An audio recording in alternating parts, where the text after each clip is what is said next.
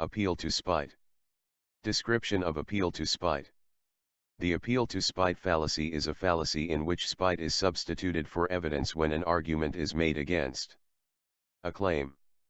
This line of reasoning has the following form. Claim X is presented with the intent of generating spite. Therefore claim C is false, or true. This sort of reasoning is fallacious because a feeling of spite does not count as evidence for or against a claim. This is quite clear in the following case. Bill claims that the earth revolves around the sun. But remember that dirty trick he pulled on you last week. Now, doesn't my claim that the sun revolves around the earth make sense to you? Of course, there are cases in which a claim that evokes a feeling of spite or malice can serve as legitimate evidence. However, it should be noted that the actual feelings of malice or spite are not evidence. The following is an example of such a situation. Jill, I think I'll vote for Jane to be treasurer of now. Vicky, remember the time that your purse vanished at a meeting last year? Jill, yes. Vicky, well, I just found out that she stole your purse and stole some other stuff from people. Jill, I'm not voting for her. In this case, Jill has a good reason not to vote for Jane. Since a treasurer should be honest, a known thief would be a bad choice. As long as Jill concludes that she should vote against Jane because she is a thief and not just out of spite, her reasoning would not be fallacious. Examples of appeal to spite. Bill, I think that Jane did a great job this year. I'm going to nominate her for the award. Dave, have you forgotten last year? Remember that she didn't nominate you last year. Bill, you're right. I'm not going to nominate her. Jill, I think Jane's idea is a really good one and will really save a lot of money for the department. Bill, maybe. Remember how she showed that your paper had a fatal flaw when you read it at the convention last year? Jill, I had just about forgotten about that. I think I'll go with your idea instead. Fallacy, appeal to tradition.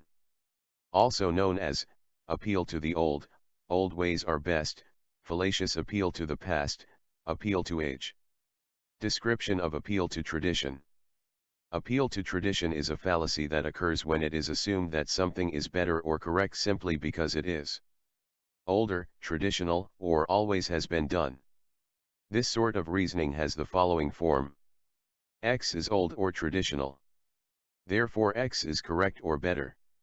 This sort of reasoning is fallacious because the age of something does not automatically make it correct or better than something newer. This is made quite obvious by the following example. The theory that witches and demons cause disease is far older than the theory that MICR organisms cause diseases. Therefore, the theory about witches and demons must be true. This sort of reasoning is appealing for a variety of reasons. First, people often prefer to stick with what is older or traditional. This is a fairly common psychological characteristic of people which may stem from the fact that people feel more comfortable about what has been around longer. Second, sticking with things that are older or traditional is often easier than testing new things. Hence, people often prefer older and traditional things out of laziness. Hence, appeal to tradition is a somewhat common fallacy. It should not be assumed that new things must be better than old things, see the fallacy appeal to novelty, any more than it should be assumed that old things are better than new things. The age of something does not, in general, have any bearing on its quality or correctness, in this context. In the case of tradition, assuming that something is correct just because it is considered a tradition is poor reasoning.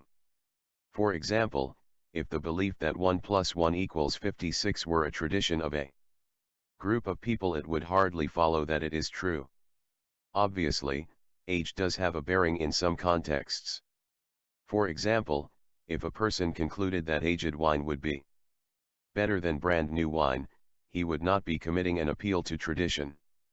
This is because, in such cases, the age of the thing is relevant to its quality.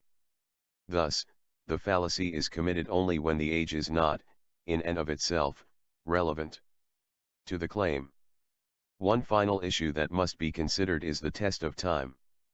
In some cases people might be assuming that because something has lasted as a tradition or has been around a long time that it is true because it has passed the test of time. If a person assumes that something must be correct or true simply because it has persisted a long time, then he has committed an appeal to tradition. After all, as history has shown, people can persist in accepting false claims for centuries. However, if a person argues that the claim or thing in question has successfully stood up to challenges and tests for a long period of time, then they would not be committing a fallacy.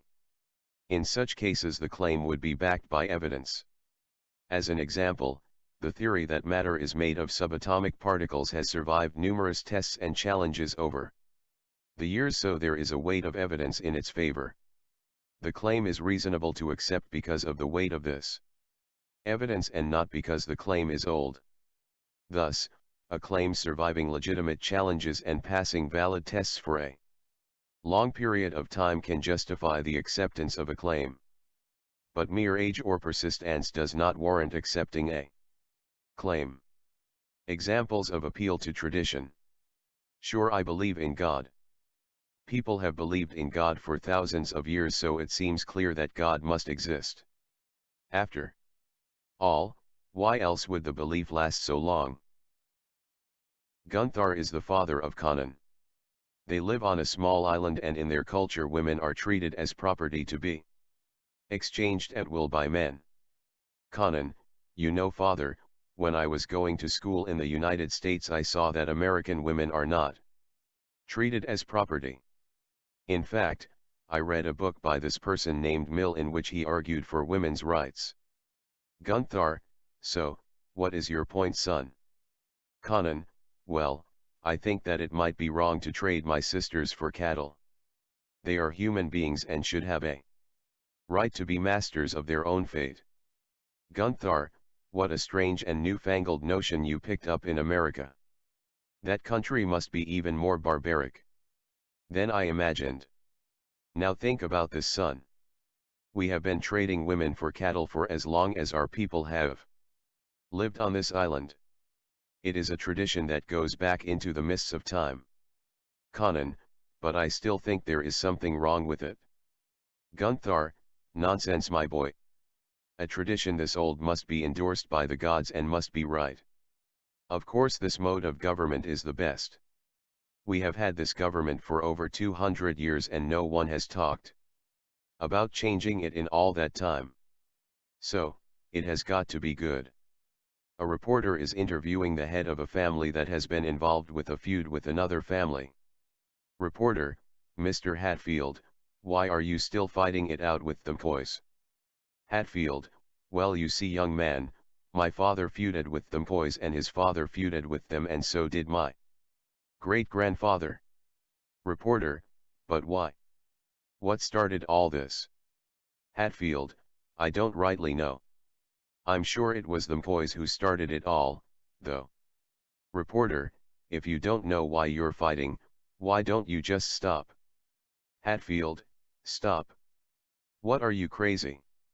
This feud has been going on for generations, so I'm sure there is a darn good reason why it started. So I aim to keep it going. It has got to be the right thing to do.